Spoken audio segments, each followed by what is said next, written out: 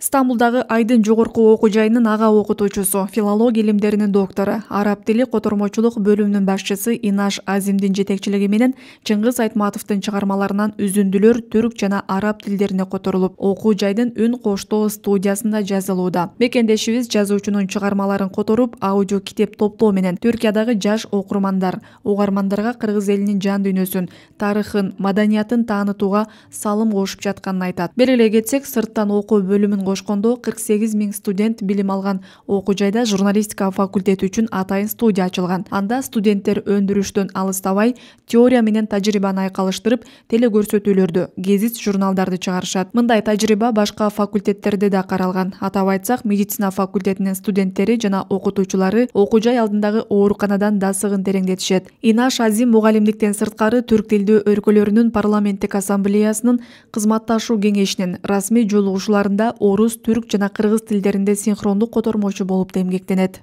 Мен өзүмдүн адистигим боюнча субтитрлерди которуу деген сабак бар.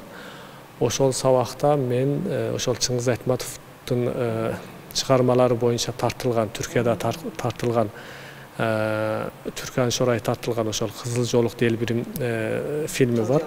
Кызыл жолук жалжалым. Ошол фильмдин субтитрлерин бул түркчө болгондуктан алардын субтитрлерин биз араб тилине котордук.